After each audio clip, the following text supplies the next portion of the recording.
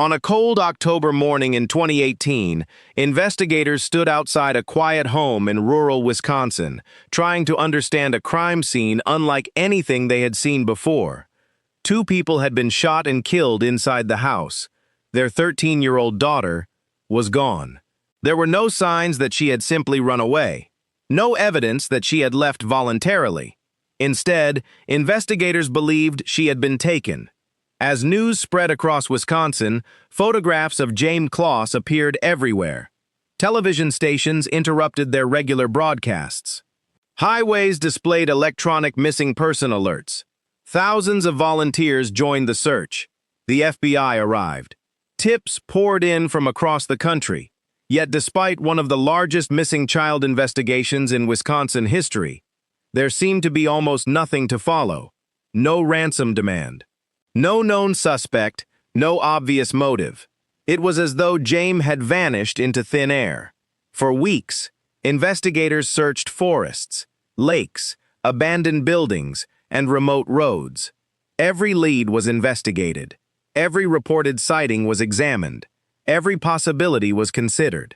Still, there was no trace of Jayme.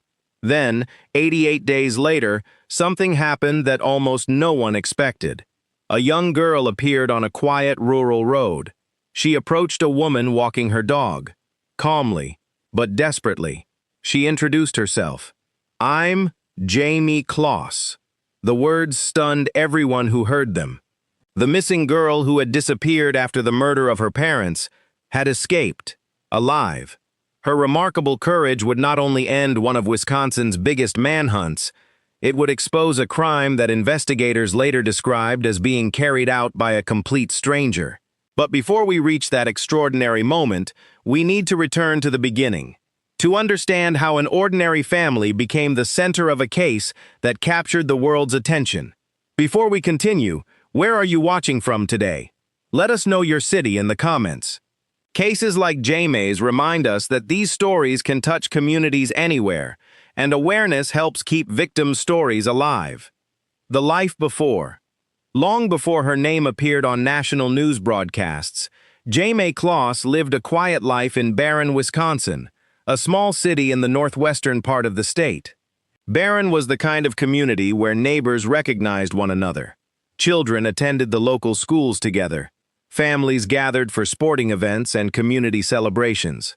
Life moved at a slower pace than in larger cities.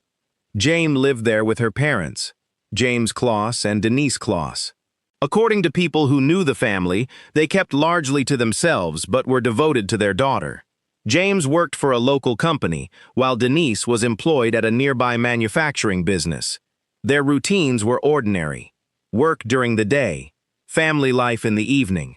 Like countless families across America, Jayme attended school, enjoyed spending time with friends, and was known as a polite, quiet teenager. Publicly available information about her personal life before the kidnapping is intentionally limited. Investigators and journalists alike have respected her privacy, particularly because she was a child. That respect continues today. What is known is that Jayme had no public connection to the man who would later be charged with kidnapping her. Investigators would eventually determine that there was no friendship, no family relationship, no online communication, no prior contact that they could verify. That fact made the case even more disturbing. According to investigators, the crime was not motivated by revenge or a personal dispute. Instead, evidence presented during the investigation indicated that Jayme had been selected after being seen getting off a school bus. The randomness of that discovery shocked both investigators and the public. It challenged assumptions about how these crimes usually occur. Most child abductions involve someone the victim already knows. Jayme's case was different. As October 2018 began, nothing suggested that the Closs family was about to become the focus of an international investigation. The family continued their normal routines. School, work, evenings at home. The kind of ordinary life most families never imagined could change overnight. But in the early hours of October 15, 2018, everything changed. Now that you've learned a little about Jayme, does her story remind you how quickly ordinary lives can change? Keeping victims and survivors at the center of these stories helps ensure they are remembered with dignity. That night, a stranger drove toward the Closs home with a plan that investigators would later describe as deliberate and calculated. By sunrise, a community would be searching for a missing 13-year-old girl. And one of the most remarkable survival stories in modern criminal investigations would have begun. In the early hours of October 15, 2018, the Closs family was asleep inside their home just outside Barron, Wisconsin. The surrounding countryside was quiet. Most residents were still asleep. Nothing appeared unusual. But someone was already driving toward the house. Investigators would later determine that the man behind the wheel was Jake Thomas Patterson, a 21-year-old from Gordon, Wisconsin. According to prosecutors, Patterson had spent time planning the attack before arriving at the Closs residence that night. Evidence presented during court proceedings showed that he had deliberately chosen the location and had taken steps to avoid attracting attention before approaching the home. Shortly before 1 a.m., Patterson arrived outside the house. He parked nearby and approached on foot. He carried a shotgun. Inside the home, James and Denise Closs had no warning that anyone was outside. According to investigators, Patterson forced his way into the residence after shooting through the front door. The noise immediately woke the family. James Closs attempted to respond. Investigators later determined that he was shot and killed near the entrance to the home. His wife, Denise, quickly realized that someone had entered the house. Knowing their daughter was in danger, she called 911. The emergency dispatcher answered the call, but almost no words were spoken. The dispatcher could hear sounds from inside the house. Then the call suddenly ended. That silent emergency call would later become one of the most important pieces of evidence, establishing the timeline of the attack. Investigators later confirmed that Denise Closs was also fatally shot inside the home. Jayme, only 13 years old, was left alone with the intruder. According to court records, Patterson located her inside the house and forced her to leave with him. Authorities have not publicly released every detail of those moments, and this documentary will not speculate beyond the verified record. What is known is that Jayme was taken from the home alive. Within minutes, Patterson left the property with her inside his vehicle. By the time law enforcement officers arrived, the attacker had already disappeared into the darkness. Deputies responding to the 911 call discovered a devastating scene. James and Denise Closs had been killed. Their daughter was missing. The circumstances immediately raised the possibility that she had been abducted. The Barron County Sheriff's Department requested assistance almost immediately. The Wisconsin Department of Justice joined the investigation. Soon afterward, the Federal Bureau of Investigation also became involved. Investigators understood that the first hours of a child abduction are often the most important. Every minute mattered. Crime scene specialists carefully documented the Closs home. Forensic teams searched for fingerprints, DNA, footwear impressions, tire tracks, and ballistic evidence. Detectives interviewed neighbors throughout the surrounding area. Security cameras from nearby businesses and roadways were reviewed. Investigators hoped someone had seen a suspicious vehicle traveling through Barron before or after the attack. The challenge was enormous. The Closs home sat in a rural area. There were few nearby surveillance cameras. Traffic during the early morning hours was limited. Investigators had very little information about who had entered the house or where Jayme had been taken. Still, they pressed forward. The FBI established a command presence. Specialized agents assisted with evidence collection and investigative analysis. Hundreds of tips began arriving almost immediately. Reports came from Wisconsin, Minnesota, Illinois, and eventually from across the United States. Every reported sighting of Jayme was documented. Every credible lead received attention.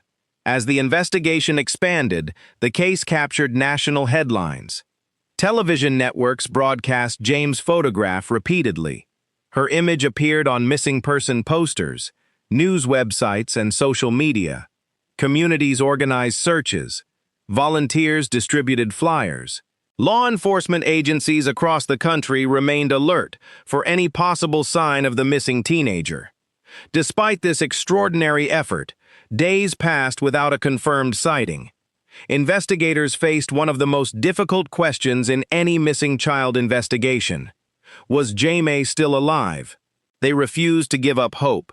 Sheriff Chris Fitzgerald repeatedly assured the public that investigators were pursuing every available lead.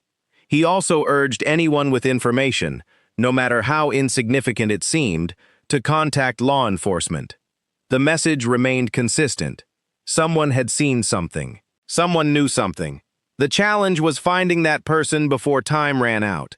As forensic laboratories analyzed evidence recovered from the Closs home, detectives reconstructed Patterson's movements before and after the crime. Those efforts would later prove critical. But at the time, investigators still had no identified suspect, no known motive, and no indication of where Jayme had been taken. For the Barron community, the uncertainty became overwhelming. Residents left porch lights on in support of the Closs family. Schools offered counseling to students struggling to understand what had happened. Prayer vigils brought together hundreds of people. Many could not believe that such violence had occurred in a community known for its quiet, rural lifestyle. The case also served as a reminder that crimes involving children affect entire communities. Teachers, friends, neighbors, first responders, investigators. Everyone carried part of the emotional weight. Yet throughout those first days, the investigation continued around the clock. Detectives worked long hours reviewing evidence, interviewing witnesses, and following every possible lead. They understood that somewhere, Jayme was waiting to be found. Investigators had a crime scene, forensic evidence, and hundreds of public tips, but they still had no identified suspect during those first critical days. Based only on the verified facts, what do you think was the greatest challenge facing investigators at that stage? Share your thoughts respectfully in the comments. As the weeks turned into months, the public began wondering whether the trail had gone cold. What no one realized was that Jayme herself was quietly waiting for the one opportunity that could change everything. As October turned into November, the search for Jayme Closs entered a difficult new phase. The initial urgency of the investigation had not faded, but the number of fresh leads had. Detectives continued working around the clock. The FBI remained involved. State investigators reviewed every tip that arrived. Yet despite thousands of hours of investigative work, James was still missing. Behind the scenes, forensic specialists continued processing evidence recovered from the Closs home. Every fingerprint, every DNA sample, every ballistic report, every vehicle sighting, nothing was overlooked. The Barron County Sheriff's Department repeatedly emphasized that the investigation remained active. Sheriff Chris Fitzgerald assured the public that detectives had not run out of leads, they simply needed the right one. Meanwhile, volunteers continued supporting the Closs family. Community fundraisers were organized. Prayer services filled local churches. Schools encouraged students to write messages of hope. Throughout Wisconsin, Jayme's photograph remained visible on billboards, television broadcasts, and social media. People wanted to believe she would be found alive. But as the weeks passed, that hope became increasingly difficult. Investigators knew statistically that the longer a child remained missing, the more challenging the investigation often became. Still, statistics do not solve cases. Evidence does. So detectives continued following facts. Unknown to everyone searching, Jayme was alive. According to court records and later statements made during legal proceedings, she was being held inside Patterson's remote cabin near Gordon, Wisconsin. Authorities later learned that Patterson had taken extraordinary measures to avoid detection. He lived in a secluded area. He avoided drawing attention to himself. He limited Jayme's contact with the outside world. According to prosecutors, Patterson instructed Jayme to remain hidden whenever visitors unexpectedly came to the cabin. Those details would later emerge during court proceedings and official investigations. This documentary will not describe the conditions of Jayme's captivity beyond what has been established in verified public records. What matters most is this: despite everything she endured, she never stopped looking for an opportunity. Investigators searching across Wisconsin had no idea where she was. There were no confirmed sightings, no ransom demands, no communications from the kidnapper. The case remained one of the country's highest-profile missing child investigations. Every public appearance by Sheriff Fitzgerald ended with the same request: if you know something, please come forward. Then, on January 10th, 2019, everything changed. According to investigators, Patterson left the cabin that afternoon. For the first time in weeks, Jayme realized she was alone. She made a decision that required extraordinary courage. She escaped. Without knowing exactly where she was, without knowing who she could trust, she left the cabin and began walking away. A short time later, she encountered a local woman walking her dog. The woman immediately noticed that the teenager appeared distressed. Jayme calmly identified herself. "I'm Jayme Closs." The woman recognized the name instantly. The case had dominated national news for nearly 3 months. Understanding the importance of the moment, she quickly helped Jayme reach a nearby home, where 911 was called. Within minutes, law enforcement officers arrived. After 88 days, Jayme Closs had been found alive. The news spread with astonishing speed. Television networks interrupted programming. News alerts appeared across phones around the world. The words many people had almost stopped hoping to hear were finally confirmed. Jayme was alive. Investigators immediately focused on 2 priorities: ensuring Jayme's safety and locating the man responsible before he could flee.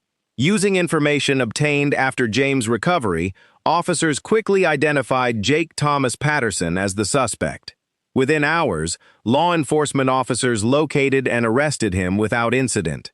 The largest unanswered question in the investigation had finally been answered. For investigators, relief replaced uncertainty.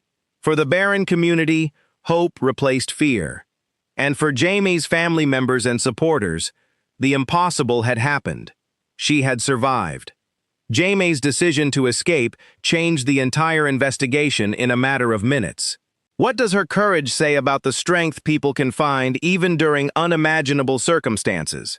Please keep your comments respectful and focused on the verified facts. For 88 days, the investigation into Jayme Closs's disappearance had been driven by one question: was she still alive? Every search, every interview, every forensic examination, every tip submitted by the public was guided by that single hope. Investigators refused to declare the case hopeless. Sheriff Chris Fitzgerald repeatedly reminded the public that detectives were still working around the clock.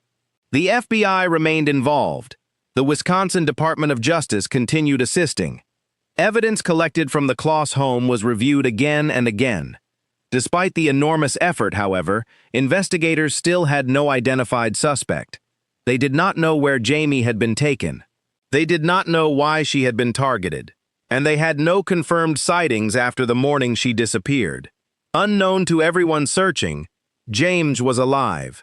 According to court records, she was being held inside a secluded cabin near Gordon, Wisconsin, approximately 70 miles from Barron. The location itself presented challenges for investigators. Surrounded by dense woodland and located in a sparsely populated area, the cabin attracted little attention. People in rural communities often value privacy. Cabins may sit far apart from one another. Traffic can be infrequent. Those circumstances meant there were very few opportunities for anyone to notice that Jayme was being held there.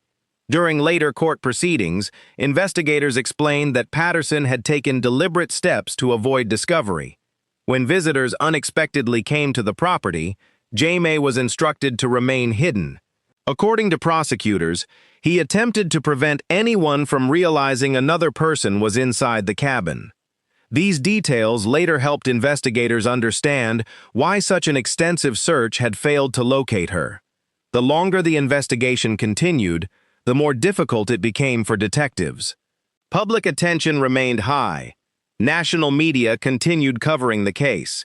Law enforcement agencies across the country shared Jayme's photograph. Missing person bulletins remained active. Every reported sighting was investigated, yet none led to her location. Still, detectives continued believing that one piece of information could change everything. Cold case investigators often say that investigations do not always move forward in a straight line. Sometimes, progress arrives without warning. That is exactly what happened on January 10, 2019. According to investigators, Patterson left the cabin that afternoon. For the first time in weeks, Jayme realized she was alone. No investigator could have predicted what happened next. No search plan could have created the opportunity. Jayme created it herself. She left the cabin. Stepping outside meant facing enormous uncertainty. She did not know exactly where she was. She did not know how far she was from safety. She did not know whether Patterson would return at any moment. But she knew one thing. If she stayed, nothing would change. Walking away from the cabin required extraordinary courage. Every step increased the possibility of freedom. But every step also carried risk. As she walked along a nearby road, fate placed another person in her path. A local resident, Jean Nutter, was walking her dog when she noticed a young girl approaching. At first, she did not immediately realize who she was seeing. Then the girl spoke. "I'm Jayme Closs." For a brief moment, the words seemed almost impossible to believe. The missing teenager, whose photograph had appeared on televisions across the country, was standing right in front of her. Jean Nutter immediately understood the seriousness of the situation. Rather than leaving Jayme alone, she quickly brought her to a nearby residence belonging to Kristen Kasinskis. From there, authorities were contacted. Within minutes, law enforcement officers responded. The message traveled rapidly through police radio networks. Jayme Closs had been found alive. For investigators, confirmation brought enormous relief. After nearly 3 months of uncertainty, the missing child at the center of Wisconsin's largest active investigation had survived. Their attention immediately shifted toward protecting Jayme and locating the person responsible. Using information Jayme provided after reaching safety, investigators quickly identified Jake Thomas Patterson as the suspect. Law enforcement agencies coordinated an immediate search. Later that same day, officers located Patterson driving in the area. He was stopped without incident. He surrendered peacefully. The man investigators had spent 88 days searching for was finally in custody. News of the arrest spread almost as quickly as the news of Jayme's recovery. Television stations interrupted programming. Breaking news alerts appeared across the United States. For millions of people who had followed the investigation, one headline stood above all others. Jayme Closs had survived. That outcome surprised even experienced investigators. Many child abduction cases do not end this way. Sheriff Fitzgerald later described the recovery as extraordinary. The dedication of investigators mattered. The assistance provided by the public mattered. But above all, Jayme's own decision to seize an opportunity changed the course of the investigation. Without her escape, the case might have continued indefinitely. Instead, within a single afternoon, the investigation transformed completely. The missing child had been found. The suspect had been arrested, and investigators could finally begin understanding exactly how this crime had unfolded. After 88 days, Jayme's courage changed everything.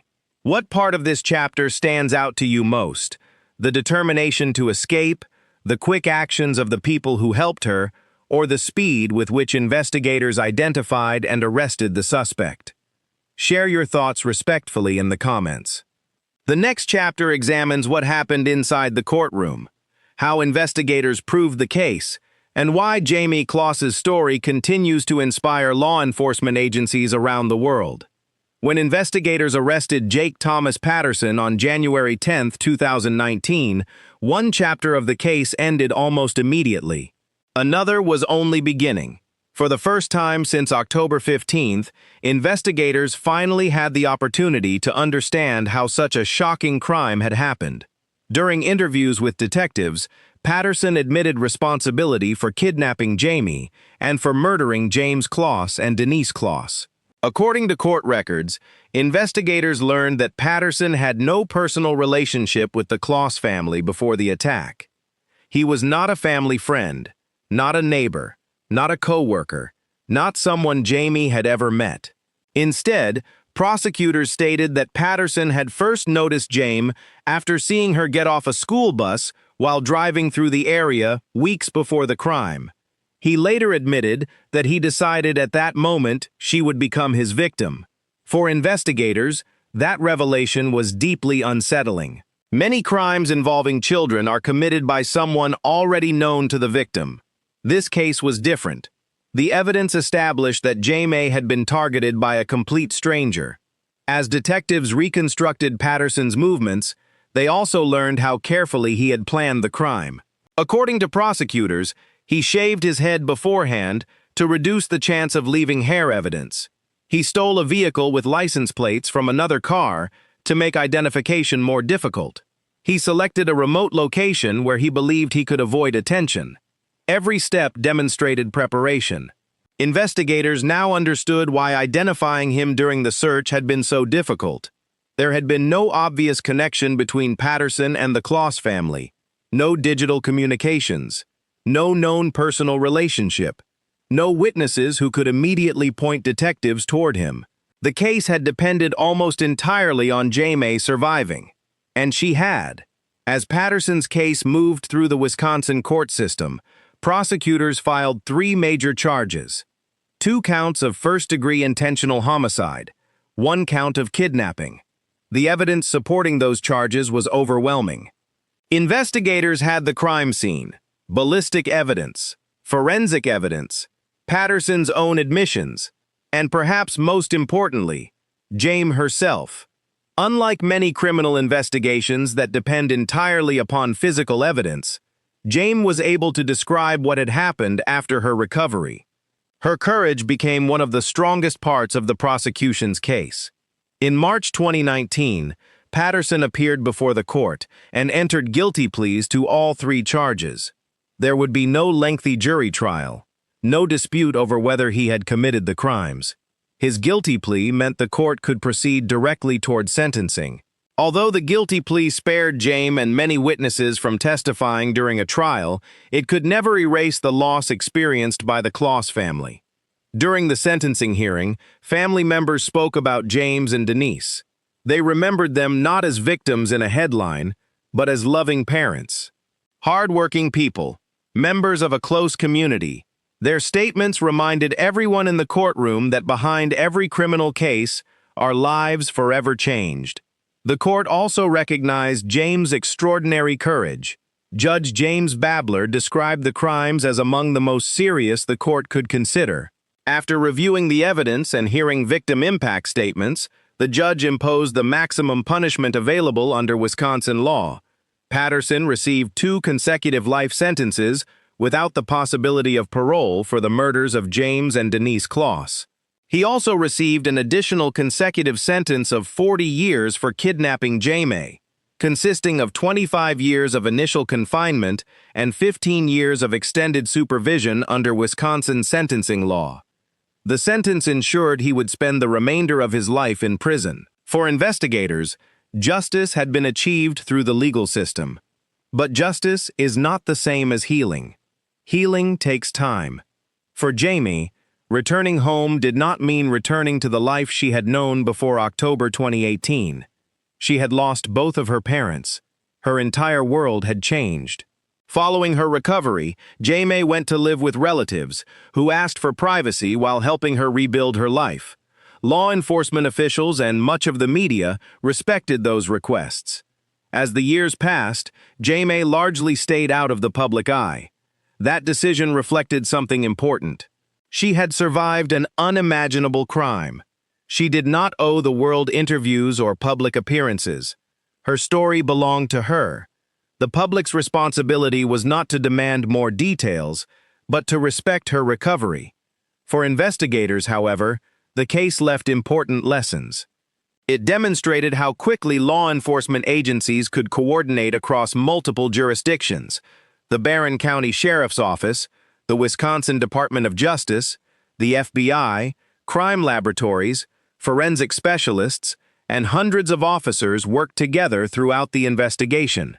Although the suspect was not identified until Jayme escaped, investigators emphasized that every piece of evidence collected helped strengthen the criminal case that followed. The investigation also highlighted the value of community involvement.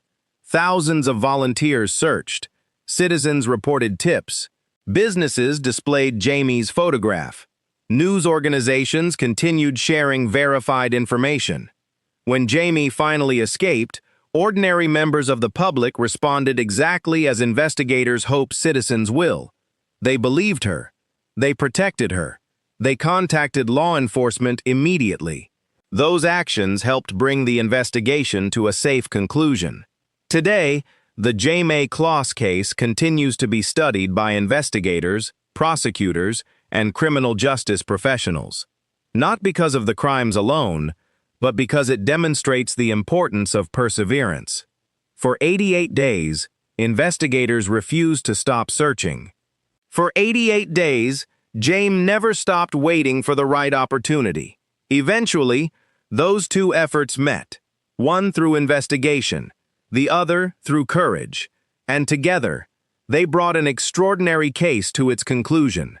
As we reach the end of Jayme's story, what lesson stays with you the most?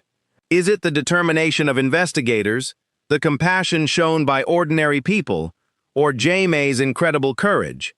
Share your thoughts respectfully in the comments. True crime documentaries often focus on crimes, but the most important part of every story is the people. Jayme and Denise Closs should be remembered as parents who loved their daughter. Jayme Closs should be remembered not as a victim, but as a survivor. Her courage changed the outcome of one of America's most widely followed kidnapping investigations. It reminds us that hope should never disappear simply because time has passed. It reminds us why investigators continue searching, why communities continue caring, and why verified facts matter more than speculation. At the Silence Evidence, that commitment remains the same. Every documentary is based on verified information. Every victim is remembered with dignity. Every survivor is treated with respect. Because behind every case file is a real family whose life changed forever. If you appreciate carefully researched true crime documentaries built on verified evidence rather than speculation, consider subscribing to The Silence Evidence and sharing this documentary. It helps preserve the stories of victims, honors survivors, and reminds us all why the pursuit of truth matters. Thank you for watching. Until next time, stay curious, stay compassionate, and always follow the evidence.